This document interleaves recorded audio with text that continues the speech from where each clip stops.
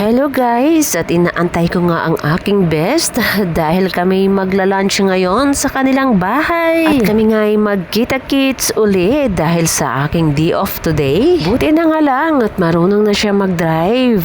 At syempre, meron din siyang sariling sasakyan.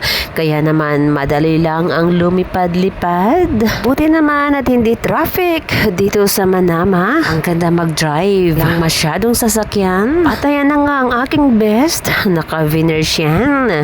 Kaya naman ang ganda at todo smile yan. Hapon na nga dito pero medyo mainit pa din talaga. Mabuti na nga lang malapit na ang taglamig. Dahil sa malapit lang naman ang kanyang bahay. At andito na nga kami papasok sa kanilang bahay. Yung mga harden na nakakaaliw. Siyempre hindi mawala dyan ang posing-posing muna at picture taking. Sarap-sarap balikan ang mga kwentuhan nung kami mga bata pa at picture taking uli sa kanyang mga gwapitong kidos. Bilis talaga ng araw, parang kailan lang. Buhat-buhat ko pa nung pinanganak ang kanyang panganay, pero tingnan nyo naman sa ngayon ay mas matangkad pa sa akin. Maraming salamat nga po pala sa inyong lahat.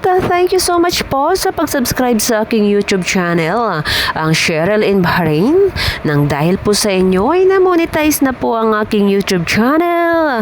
At syempre, dahil sa pag-play ninyo ng aking mga videos, maraming salamat po sa inyong lahat. Kami nga ay magla-lunch muna.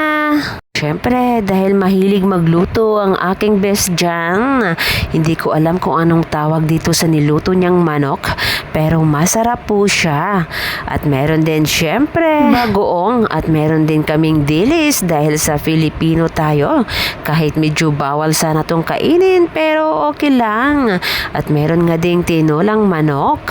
After nga namin kumain, na dito na nga, meron pang mangga. Feeling na sa Pilipinas lang talaga. Alala ko tuloy nung kami high school pa. Lagi kaming umaakyat sa mangga. Dahil meron silang farm na Indian Mingus. Parang kailan lang, mahigit 3 dekada na nga.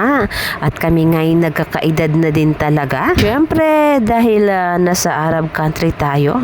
Pagkatapos po namin kumain, ay patiti lang muna. After nga namin kumain, at kami naglalakad-lakad dito. Na naman makapag-exercise, makapag 1-to-1 ang aming mga paa. Balikan ng kahapon kung saan ay puro tawanan lang. Puro tawanan simula umaga hanggang hapon. Ganyan lang dapat ang lahat, yung masaya lang. Piliin yung maging masaya sa buhay. Sa susunod uli ng mga video guys, maraming salamat po sa inyong suporta. Syempre, ikaw nanonood nito. Maraming salamat po sa iyo. Thank you so much guys.